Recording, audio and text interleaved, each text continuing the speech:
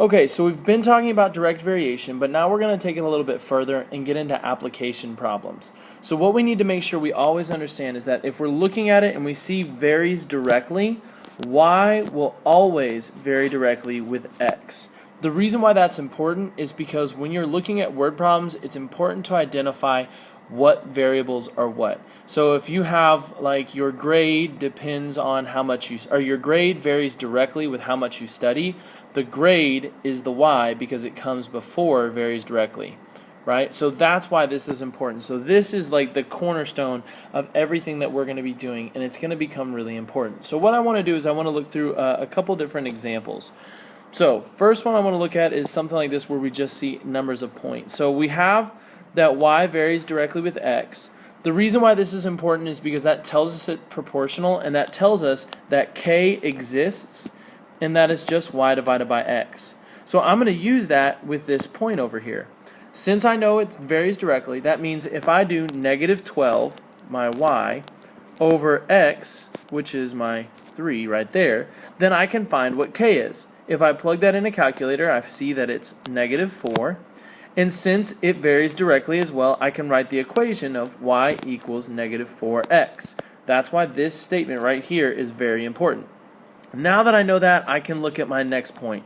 And I want to say, what do I have? Well, I'm missing the x, so that means that this 16 is the y.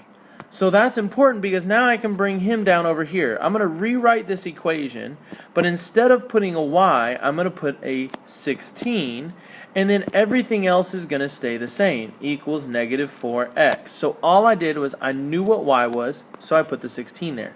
Now I can finish this off. I solve my one-step equation by dividing by negative 4, and then I can see here that x equals negative 4.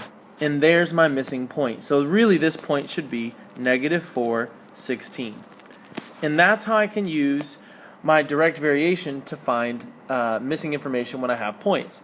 But what if I don't have points? What if I have a word problem?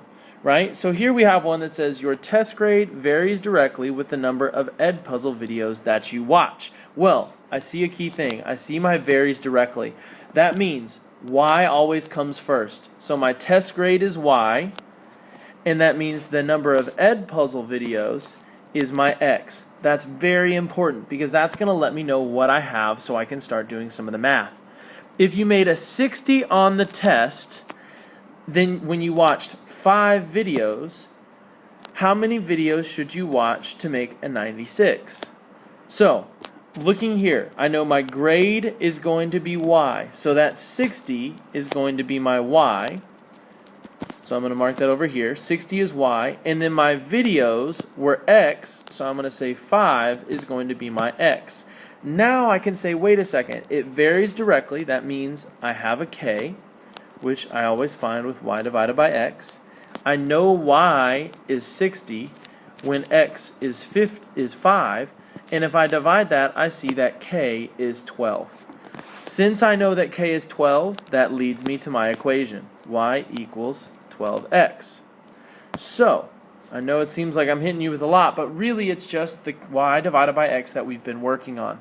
So now I can come and answer the question. Well, the question is, how many videos should I watch to make a 96? Well, I have to ask myself, what is that 96? Is it a grade, making it a y, or is it a number of videos, which would make it an x? Well, 96, that's a grade.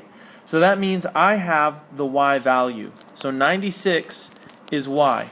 So just like in the last example I did, I'm going to come in and say, instead of writing my y, I'm going to write 96, because I know that that's my y in this situation, equals 12x. And now I can solve the equation, dividing both sides by 12, and I see that my x is actually 8. So that means watching 8 videos will make a 96, and now I'm able to solve that. So just by knowing that the relationship varies directly, I'm able to learn a lot of things about the situation and make predictions for the future.